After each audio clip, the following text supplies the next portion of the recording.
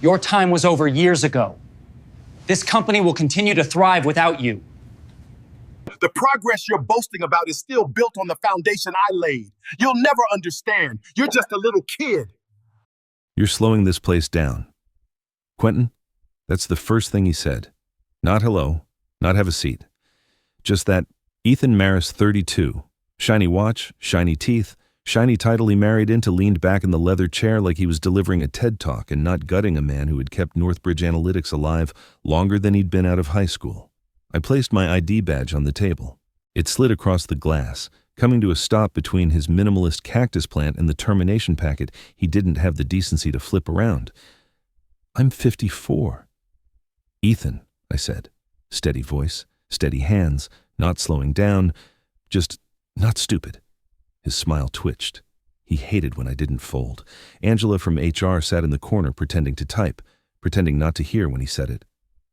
We need younger minds, faster minds, people who aren't stuck in old habits. Old. There it was, the word he practiced in a mirror. Funny thing. The younger minds he wanted couldn't even explain the predictive risk engine I built from scratch, a system Northbridge had quietly used for 7 years to keep 3 federal contracts from falling apart. But Ethan didn't care about that. He cared about image, optics, making the company look fresh for his father-in-law, the chairman. He pushed the folder toward me. 3-month severance, COBRA, outplacement services, standard package. I didn't touch it. Before I go, I said, standing up, you should check your compliance logs within the next hour. He frowned. Why would I? You'll see. I walked out without shaking his hand, without looking back, without giving him the satisfaction of a reaction. Downstairs, the lobby looked exactly like it had the first day I walked in 14 years earlier. Blue backlit logo, brushed steel walls, the hum of servers 2 floors beneath my feet. I used to love this place. Outside, I could still feel Ethan's last words clawing at me. Too old, outdated, done. He had no idea those 3 words would be the reason I'd soon stand in a federal courtroom, facing his father-in-law across the aisle. I know stories like this can stir up a lot, and if it does, maybe take a moment to step away from the screen and look at something that makes you smile, an old photo, a favorite object. Anything that reminds you of your strength. It helps more than people think. By the way, where are you listening from tonight if this story is speaking to you? I'd love to have you with me. Go ahead and subscribe so you don't miss the rest, because what happens next changes everything for Ethan's family. When I stepped out of Northbridge's glass doors, the late afternoon sun felt sharper than usual, as if the whole world knew something Ethan didn't. I wasn't angry yet. Anger comes later. First comes the silence, the space where humiliation tries to take root. I walked 2 blocks to O'Malley's, a quiet Irish bar tucked between a pharmacy and a real estate office, the kind of place that always smelled faintly of cedar and old stories. Patrick O'Malley himself, 60, ex-Air Force mechanic, steady hands, steady eyes, looked up the second I entered. You look like someone just tried to convince you gravity's optional, he said, sliding a glass my way. They fired me, I replied. Because I'm old. Patrick didn't even blink. Ah, so they're idiots. I huffed a laugh, because that was exactly the diagnosis. I took the corner booth where I'd spent many late nights fixing Northbridge systems from my laptop while the rest of the world slept. Back when my work still mattered, back when the company still cared that its entire compliance engine, the one I wrote line by line, kept them from violating federal reporting laws every single quarter. At 5:17 p.m., my phone buzzed. Unknown number. I let it ring. At 5:22 p.m., it buzzed again. Same number. At 5:29 p.m., a text arrived. Quentin, are you available? System issues starting. Lucas Dev, Ops. Lucas was 26, smart kid. Too smart to still be working under Ethan, but he wasn't the problem. The system was. I typed back, check the audit pipeline. Sent. Put the phone face down. 30 seconds later, pipeline is throwing errors. Full block. Can't see the route. Of course they couldn't. The predictive engine wasn't built like a toy. It ran on compliance signatures, layered encryption, a logic chain I refined over a decade.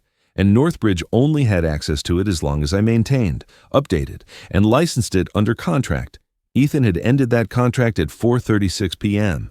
At 4:37 p.m., the engine began shutting itself down exactly as written. The next text came from Angela, the HR rep who watched Ethan fire me without meeting my eyes. Quentin, something's wrong with the federal dashboard. Can you call me, please? I didn't answer. At 6:03 p.m., the TV in the bar switched to a local business segment. Breaking banner, Northbridge Analytics reports. Significant system disruptions. Patrick glanced at the screen, then at me. Do I need to get the good whiskey, he asked. Not yet. I said, this is just the tremor, because Ethan thought he'd fired dead weight. What he actually fired was the only person who understood why the chairman, his father-in-law, should have never pushed the audit contracts past compliance thresholds. He thought he'd made a statement. Instead, he'd lit the first fuse.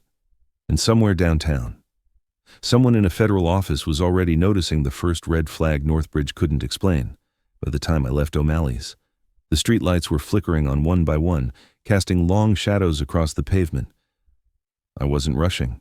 Northbridge had survived years because of me if it was falling apart now. It wasn't my emergency to solve, but the world has a way of knocking twice when something big is coming. At 7:18 p.m., my phone buzzed again. This time it was a voicemail from Ethan. Quentin. Hey, slight hiccup with the federal reporting queue. Nothing serious, but we could use your insight. Just a quick call back. His voice was too controlled, too upbeat. He was terrified. I didn't reply. At 7:42 p.m., another voicemail arrived faster, sharper. Quentin. This is urgent. The dashboard isn't syncing. We're locked out of 2 compliance modules. Call me back immediately. I put the phone in my pocket, walked 3 more blocks, and sat on a bench overlooking the river. The night breeze off the water tasted like cold metal and quiet consequences. Northbridge had always assumed the audit engine was simple, some back-end tool that kept paperwork clean. They never understood it was the spine of their entire federal relationship. The contracts depended on accuracy. The reporting depended on the signatures. The signatures depended on my logic chain. Break 1, the others fall. Break 2, the whole structure collapses. And right now, they'd broken all 3. At 8:09 p.m., Lucas texted again. Quentin, the federal portal is flagging non-compliance. This is bad. Please pick up. I typed a single sentence. You need to talk to leadership, not me, he replied instantly. Leadership is panicking. The chairman is in the office. That made me pause. The chairman, Ethan's father-in-law, never came in after 6 o'clock p.m. If he was there now. It meant one thing: federal auditors had already seen the failures. And federal auditors never call twice. They escalate. At 8:36 p.m., Angela from HR tried again. Quentin, please. We need to know whether your access revocation triggered something. I'm begging you, just tell us what's failing. But that was the flaw in their thinking. Nothing triggered, nothing broke, nothing changed. They had unplugged the only person who maintained the system and expected the system to keep running. I stood up from the bench and watched the lights of downtown shimmer across the river in the distance. Northbridge's 12th floor windows glowed like a hive kicked open. They were scrambling. They were sweating. They were calling everyone except the one man who warned them repeatedly what would happen. And somewhere in a federal server farm, a compliance flag had just turned from yellow to red. They were out of time. If you're someone who looks deeper than most, don't leave. This next part is for you. By the time I reached home, the house was quiet in that way. Only older neighborhoods can be soft, steady, almost comforting. I hung my jacket over the kitchen chair, brewed a cup of dark roast, and sat by the window where the street lamp carved a pale circle across the floor. The peace didn't last long. My phone started vibrating almost the moment I set it on the table. First came an unknown number with a Washington area code. I didn't pick up. Then Northbridge's main line flashed across the screen. Ignored. Then another unknown number, and another. It didn't stop. A message finally arrived, this time from the chairman himself. Harold Merritt. Quentin. We urgently require your assistance.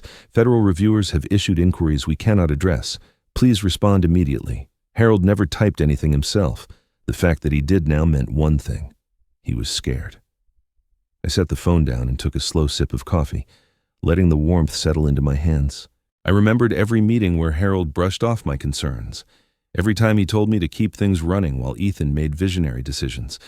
I remembered the look on his face when he introduced Ethan as the company's future. Now the future was calling me like a drowning man clawing for air.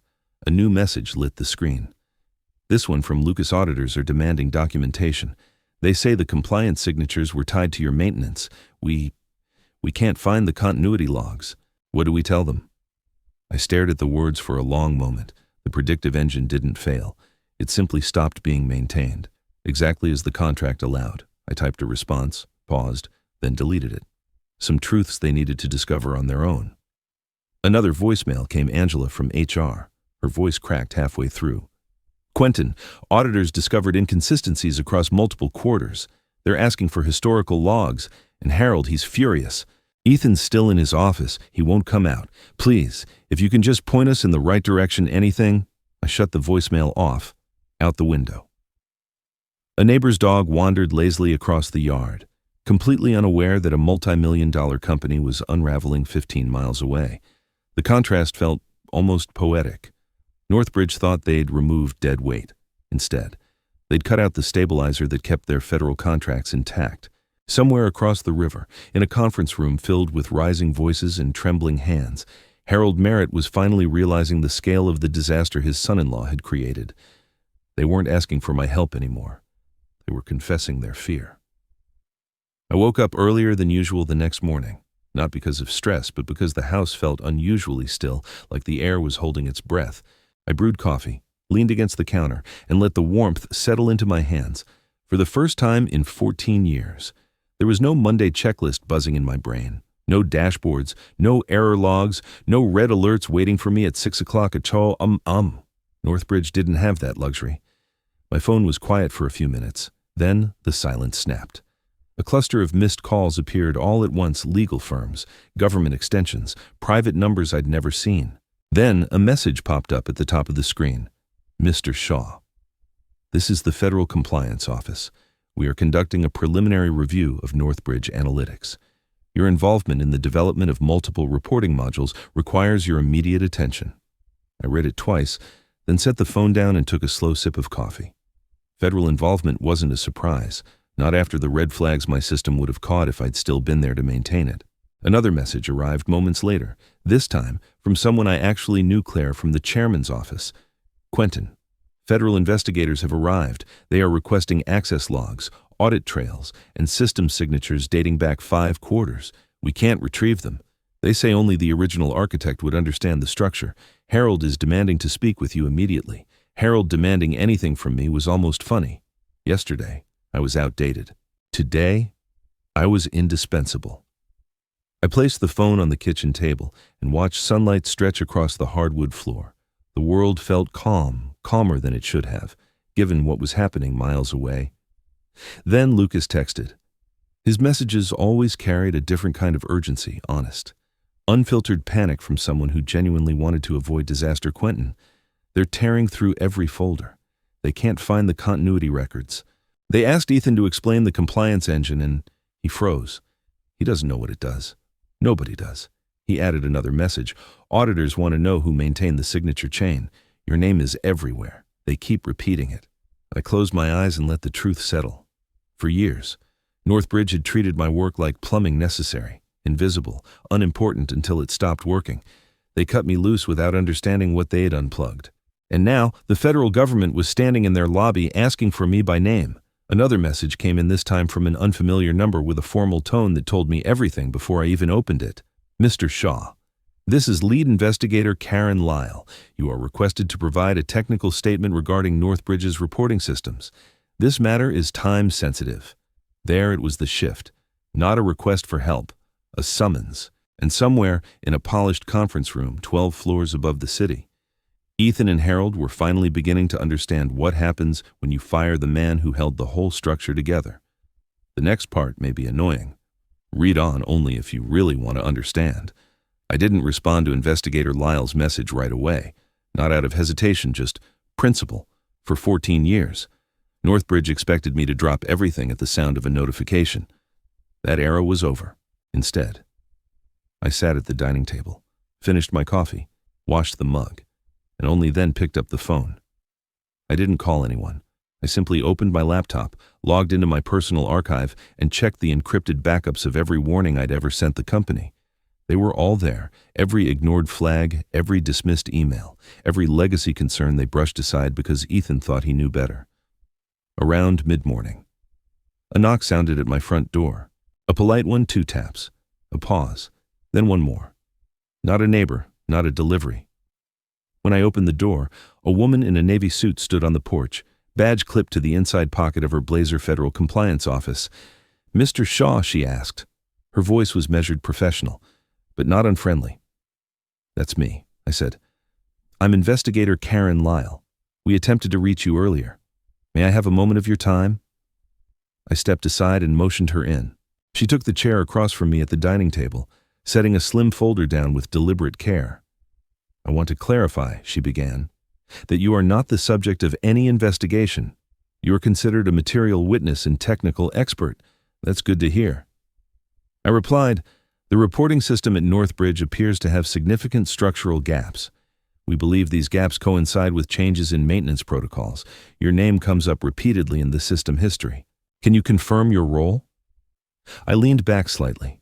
"I built the predictive compliance engine," I said, "maintained it, updated it, provided documentation, and warned leadership repeatedly about what would happen if they altered or halted maintenance." She nodded once slowly as if that aligned with what she already suspected. "Did you revoke access intentionally after termination?" she asked. "No," I answered truthfully. Access was contract-based. When they ended my employment, the license dissolved automatically. Nothing was disabled. The system simply stopped receiving the updates required to function, and you warned them this could happen. More times than I can count, she scribbled a note, then slid a form across the table. "We'll need a written statement detailing your involvement, your warnings, and your understanding of the system's expected behavior under lapse conditions. You'll also be called to testify during our formal review." I signed the form without hesitation. As she gathered her folder, her expression shifted just slightly. "I'll be honest with you, Mr. Shaw. Whatever is happening at Northbridge, it's worse than they have admitted. Your cooperation will matter." When she left, I closed the door and stood for a long moment in the quiet hallway. Northbridge had spent years ignoring my voice. Now the federal government needed it. And somewhere in that 12th floor panic room, Ethan Maris was beginning to realize the one person who could explain the collapse was the same man he'd thrown out for being too old. I spent the rest of the afternoon in a strange stillness, half peace, half anticipation. Investigator Lyle's visit had confirmed what I already knew.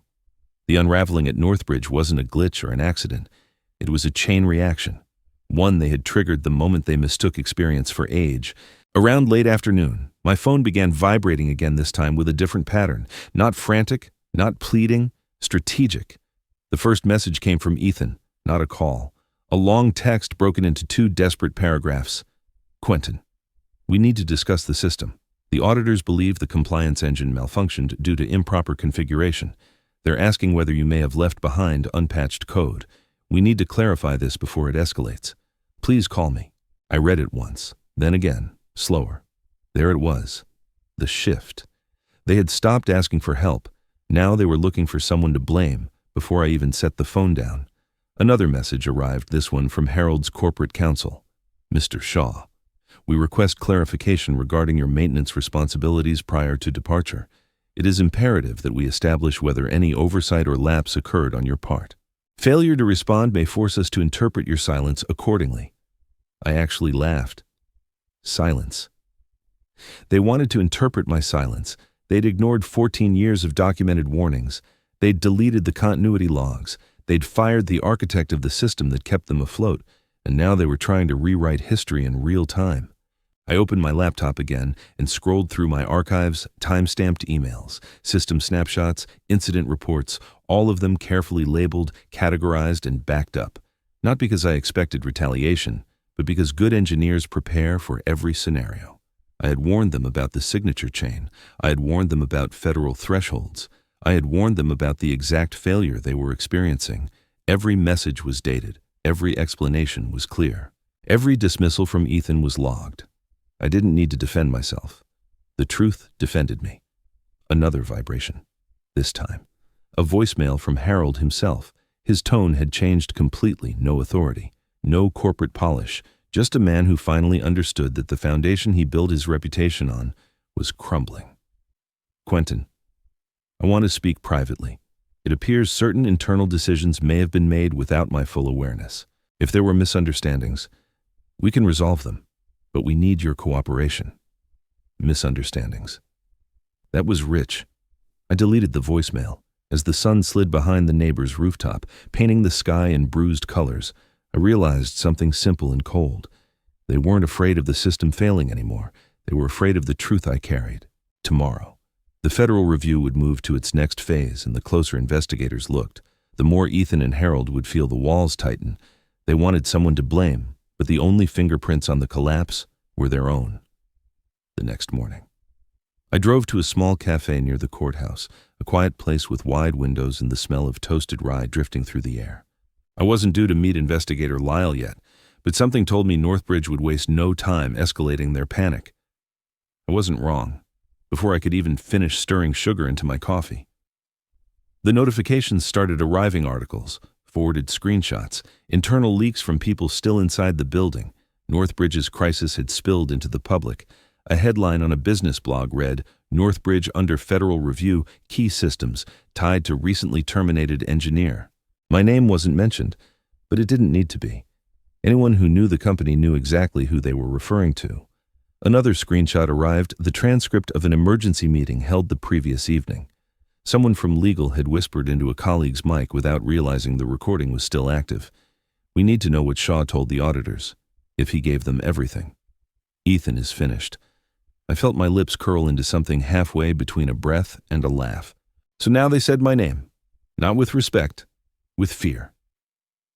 As I sipped my coffee, a new message arrived from Lucas. "They're throwing your name around in every room.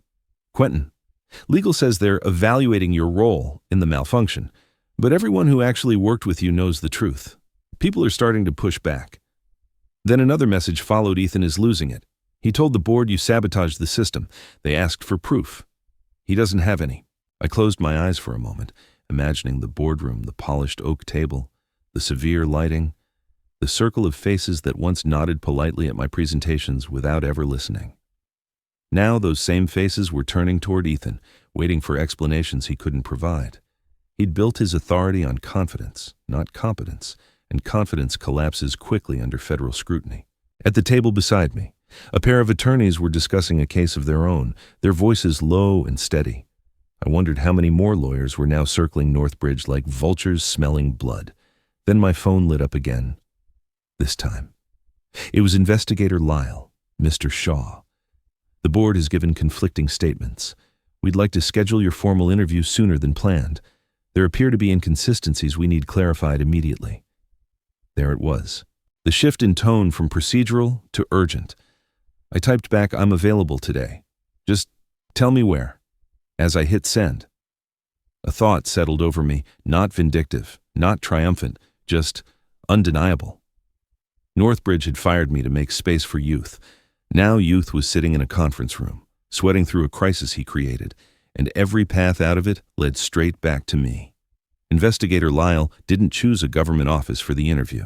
She chose a neutral conference room inside a downtown legal center, quiet, soundproof, the kind of space where truth tends to echo louder because there's nothing else competing with it. When I arrived, she was already there, reviewing printed documents spread neatly across the table. A court reporter waited in the corner, hands folded over a closed laptop. Two federal analysts sat on the opposite side, their expressions unreadable. "Mr. Shaw," Lyle greeted me calmly. "Thank you for coming on short notice. Please, have a seat." I sat. No nerves, no second guessing. 14 years of warnings had prepared me for this moment more than they knew. "We'll begin with a simple question," Lyle said. "In your professional opinion, were the failures at Northbridge preventable?" "Yes," I replied without hesitation. "If leadership had followed documented protocol, none of this would be happening." One analyst leaned forward. "Did you communicate these concerns to management?" "I did," I said, sliding a printed folder across the table, the one I'd kept archived for years. "These are timestamps of every warning I sent, every risk flagged, every time Ethan dismissed my recommendations in writing." The analyst opened the folder, eyes widening slightly as he scanned the first few pages. Did Northbridge ever request updated documentation after the continuity logs were removed from the shared server? Lyle asked. No. I answered. In fact, when I pointed out that the logs had been deleted, Ethan called them legacy clutter. The court reporter captured each word with soft clicks. And when you were terminated, Lyle continued, did anyone mention the status of the federal reporting engine? No. I don't believe they understood how it worked. The two analysts exchanged a quiet look, one that said the pieces were falling into place. Lyle flipped through another document, then paused. For the record, Mr. Shaw, we've reviewed statements from Northbridge management. Several executives suggested you may have left the system vulnerable. Can you respond to that? I met her eyes directly. I didn't leave vulnerabilities. I left warnings they never read. The room fell silent. After a moment, one analyst spoke. Mr. Shaw, your testimony contradicts several internal statements given by Northbridge leadership, particularly Ethan Maris. I felt a familiar calm settle in my chest. That's because Ethan is trying to protect himself. Would you be willing to testify to this under oath? Lyle asked. Yes. No hesitation, no fear, just clarity. Lyle closed her folder. That's all we need for now. We'll move forward with the next phase of the review. You should expect a formal subpoena. As I stood to leave, she added quietly. Mr. Shaw, what you provided today may determine the direction of the investigation. Outside, the city buzzed with normal life cars passing, people hurrying to meetings, the hum of a world unaware of the corporate collapse happening a dozen floors above. Northbridge had tried to pin their downfall on me. Instead, they had handed the federal government the rope and tied the knot themselves. 3 days after the interview, the subpoena arrived, hand-delivered, stamped, and sealed. It felt heavier than paper should, not because of fear, but because it marked the moment everything Northbridge tried to bury would surface in daylight. The courthouse was colder than I expected. Marble floors, tall windows, and the echo of footsteps that sounded too honest to ignore. The federal review hearing wasn't a trial, not yet, but it carried the weight of one. Representatives from Northbridge sat at one table, stiff backs, clenched jaws, polished suits doing nothing to hide unraveling confidence. Ethan sat between two attorneys, eyes darting, jaw tight, when he saw me enter. His expression shifted shock first, then something closer to dread. Good. He finally understood. The panel called my name, and I took my seat. No theatrics, no bitterness, just truth. The lead investigator began. Mr. Shaw, we'd like you to walk us through your final 6 months at Northbridge. I did. Calmly. Clearly. Without exaggeration. I explained the system architecture, the maintenance schedule, the warnings I issued, the logs they deleted, the protocols they ignored. I described how the compliance engine reacted to lapses, how it shifted into protective mode when updates stopped, how it safeguarded itself when leadership treated federally regulated systems like optional tasks. Every statement I made was supported by records. Every arrogance from Ethan was documented. Every dismissal, every oversight, every reckless shortcut had a timestamp. At one point, one of the panel members asked, Mr. Shaw, did you sabotage any system at Northbridge? No, I said. I simply stopped fixing problems they kept creating. Ethan's attorney objected, his voice cracking with strain. But the panel overruled him. They'd read my documents. They'd compared my warnings with the company's failures. They knew. Near the end, the chairman Harold finally spoke. His voice had none of its usual authority. Quentin, if you had concerns, why didn't you come directly to me? I looked at him, steady and unshaken. I did, I said. You forwarded them to Ethan. Silence. A silence so complete you could hear the weight of consequences settling on every shoulder at the opposite table. When the hearing adjourned, Investigator Lyle walked me to the door. Mr. Shaw, she said quietly, your testimony just reshaped this case. Outside. Sunlight hit the courthouse steps warm, clean, unburdened. Northbridge had fired me for being too old. Now my voice was the only one the law trusted. You know, telling this story reminded me of something simple. Sometimes the moment you're pushed aside is the moment life quietly hands you your voice back. I'm curious, how did this chapter make you feel? Was there a detail that stayed with you more than the rest? And where are you listening from tonight if my journey resonated with you? I'd be grateful if you shared your thoughts below, left a like, maybe passed the video to someone who needs it. And if you'd like to follow the next stories, you're always welcome to subscribe.